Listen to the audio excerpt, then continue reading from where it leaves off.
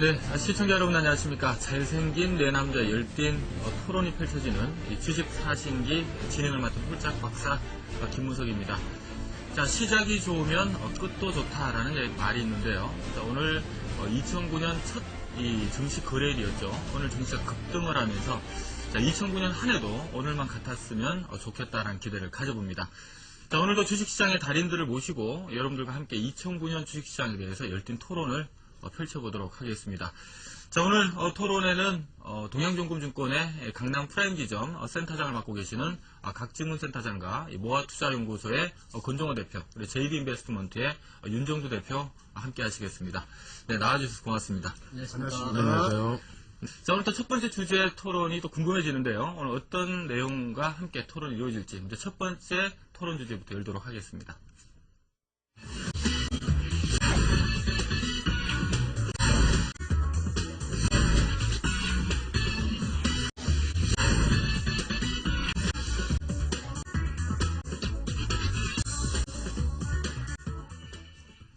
네, 오늘 첫 번째 주제가 미운 오리 새끼, 시장의 악재 관련된 얘기가 될 것 같은데요. 아마 처음부터 좀 기분 좋은 얘기를 했으면 좋겠습니다만은, 자, 아무튼 2009년도에 시장의 악재가 좀 많은 건 또 사실입니다. 오늘 또 모이신 분이 우리 또 한국경제TV에 선정한 이 주식시장의 달인, 저는 개인적으로 좀 전에 대화를 나누다 보니까 이 썰렁한 네 남자의 토론이 될 것 같은데, 자, 먼저 시장의 악재가 어떤 게 지금 2009년도에 좀 있을지, 그 관련된 얘기부터 먼저 듣고 좀 자세하게 좀 듣도록 하겠습니다. 하긴 이 미국 부동산 가격이 급락을 하면서 이 서브프라임 사태를 만들었고요. 이런 부분이 현재 지금 미국 금융위기가 지금 전 세계 실물 경기에 좀 안 좋은 영향을 주고 있는데, 아직 가격은 하락하고 있지만 좀 마무리 단계에 온 것이 아닌가. 사실은 또 우리 윤정두 대표 말씀처럼 또 수급 자체는 여전히 좀 꼬여 있는 것 같습니다. 지금 당장 투신권 입장에서는 지수가 좀 올라간다면 현금 확보에 좀 나설 수밖에 없는 한계인 것 같고요. 요즘 연기금도 조금 소극적으로 바뀐 것 같고, 외국인들도 완전히 금융위기가 진정될 때까지는 계속 매도를 좀 할 수 있는 한계인 것 같은데, 수급적인 부분의 악재 과연 언제까지 지속될 걸로 보십니까?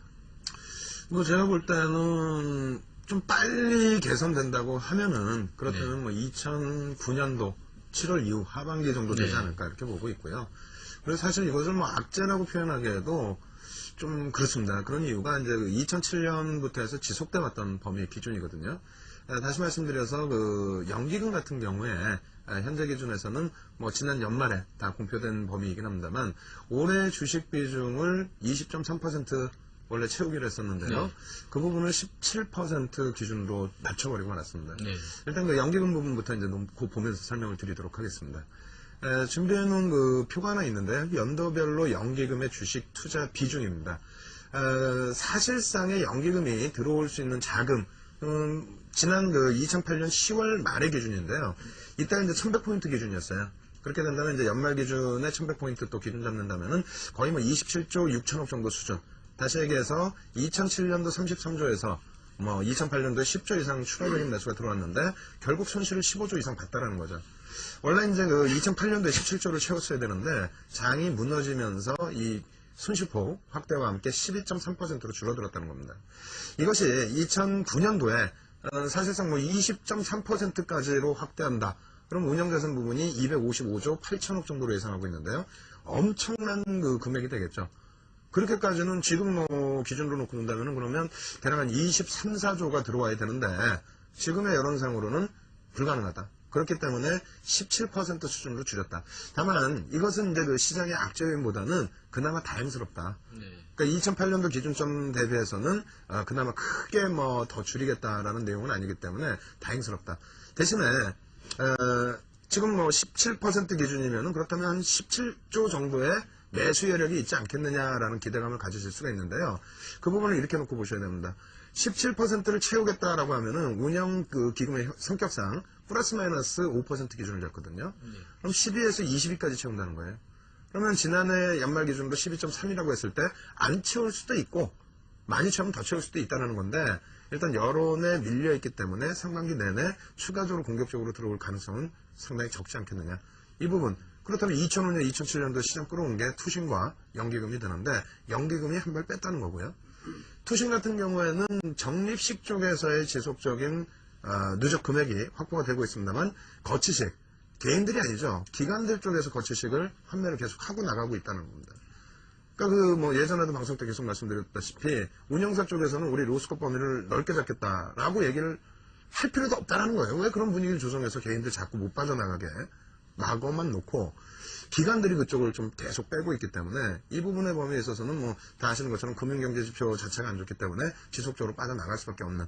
그래서 지금 투신권의 수급 여력도 지속적으로 상반기 내내 좀 제한적일 수밖에 없다라는 게 좀 우려가 되고요. 마지막으로 이제 외국인입니다. 외국인 같은 경우에는 그나마 다행인 게 좀 팔 만큼 팔지 않았느냐.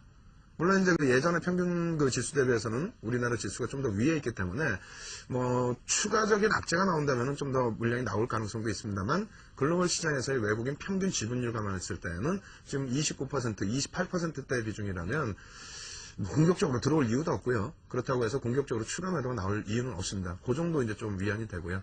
마지막으로 이제 한 가지 보여드리면은 가장 이제 좀 우려되는 범위의 기준은 파워포인트 한번 짧게 보여드릴 텐데요. 거래대금 비중 기준에서 개인들의 투자 비중이 너무 높아져 있다는 겁니다. 지금 이제 파워포인트 지금 나오고 있는데요. 연두색이라고 그래야 되나요? 이 연두색깔 비중에 있어서 개인들이 10월부터 해서 급격하게 거래 비중이 높아졌죠. 그러니까 외국인들 쪽에서 이제 거의 관망 기조로 돌아서 있는 가운데 기관들 쪽은 거의 프로그램 쪽이고요. 개인들이 지금 60, 70% 이상의 거래대금 비중을 차지하고 있습니다. 우리가 시장에서 매일 순매수 기준에서만 놓고 보시는데 순매수 기준으로 놓고 보실 때 허점은 정상적인 추세에서는 무난하겠습니다만 요즘 같은 장세 속에서는 개인들이 엄청나게 많이 사고 그 다음에 폭등 나오는 경우도 있고요. 개인들이 물량 엄청나게 뺏겨가지고 내일부터는 올라가겠다 해도 추가적인 하락이 나올 때도 있고요. 네. 순매수의 기준보다는 지금처럼 개인들 투자 비중이 너무 높아져 있다는 거, 이 자체가 리스크다라는 겁니다. 그래서 개인들의 투자 비중 정도 안정화 찾는 것을 보시고요. 결론적으로는 수급은 악재라기보다는 지속되어 왔다는 상황이다. 네. 굳이 연초 기준에서 악재를 끄집어낸다면 수급 정도가 되지 않겠느냐, 이렇게 말씀을 드리겠습니다. 네, 결국 시장이 좀 강하게 돌아서기 위해서는 이 시장 수급이 좀 개선이 돼야 됩니다만은 우리 또 윤정두 대표 말씀처럼 크게 좀 더 나빠질 만한 상황은 아니지만 또 좋아질 만한 상황은 아직 아닌 것 같다. 올 초에 그때 악재가 된다면 수급적인 부분 개선이 좀 지연되는 부분을 좀 잡아주신 것 같고요. 자, 우리 윤정두 대표께서는 자, 일단 4사분기부터 시작해서 경제지표가 악재 영향을 좀 안 좋게 나와도 시장이 그 영향을 좀 덜 받는다. 그리고 또 금융지표를 좀 개선되는 부분이 눈에 보인다라고 말씀 주셨는데요. 자료화면 항상 보시면서 또 얘기 잘해주시지 않습니까? 어떤 부분이 어떻게 좋아지는지 좀 설명을 좀 부탁드리겠습니다. 일단 가장 단순하게 말씀드린다면은 사실 미국에 집이 팔리거나 말거나 우리나라랑 무슨 상관이 있습니까? 네. 일본 사람들하고 미국에 집 팔리는 거하고 무슨 상관이 있겠어요? 사실 지금 우리가 전 세계적으로 GDP 규모 자체가 55조 달러 정도가 되거든요. 근데 파생 쪽의 범위가 600조 달러가 넘습니다. 다시 얘기해서 미국에 지금까지도 이제 서프라임 얘기를 하고 있습니다만 실질적으로 주택담보대출 비중에 10%가 서프라임 3금융권이 되겠고요. RTA가 2금융권 거기도 또 10%. 실질적으로 2008년 7월에 마지막으로 터진 부분이 프라임 쪽이란 말이에요. 80%의 비중. 근데 이제 페니메와 프레드맥 국책 모기지 업체가 가지고 있던 관련된 채권만 5조 2천억 불입니다. 네. 그게 왜 문제가 되냐, 글로벌 시장에. 일본 은행 세 군데에서 가지고 간 것만 3조 불입니다. 그게 문제가 된다는 거예요. 파생 쪽에서의 문제. 실질적인 경제 지표 부분들의 문제라기보다는요. 거기에 이제 서로 금융 경색이 오고 신용 경색이 오게 되다 보니까 자금이 못 들었던 범위인데요. 그 자금이 못 들게 되면서 어떤 현상이 났었냐면은 차트 이제 표 한번 보여드려 보도록 하겠습니다. 지금 영국에서 거래해야 되는 이제 달러화에 대한 리버 금리 자체가 되겠는데 이렇게 놓고 보시게 되면요. 상당하죠. 2008년도 기준에서도 상당폭 높은 폭까지 안정화를 찾다가 다시 한 차례 이제 크게 올라섰던 범위가 있는데요.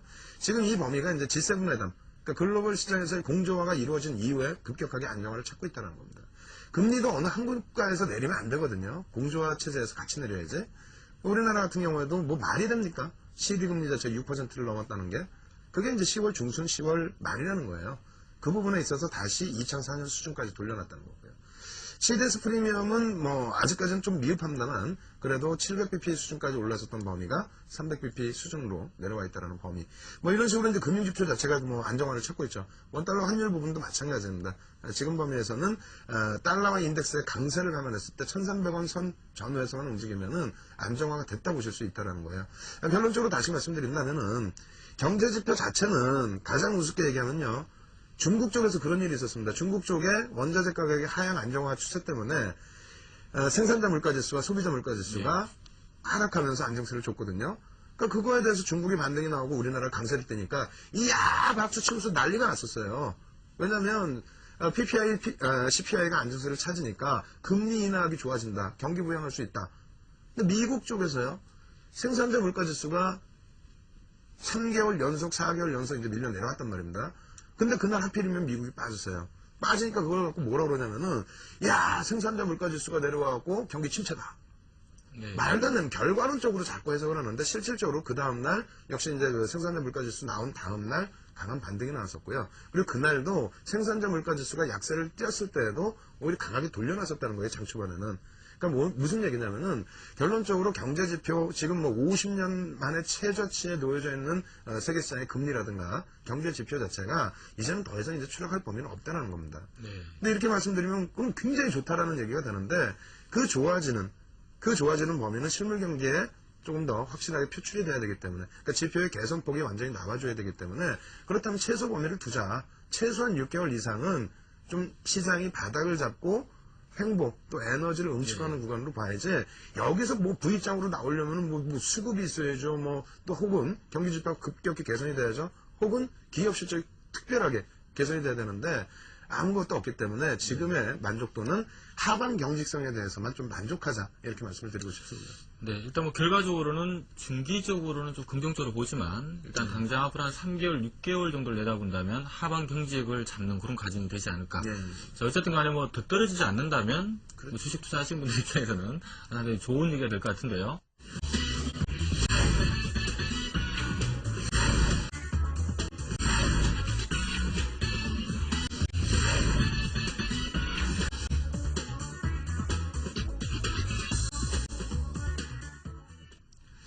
네, 세 번째 주제는 1월 효과 과연 기대해도 되는가라는 질문이 좀 올라온 것 같습니다.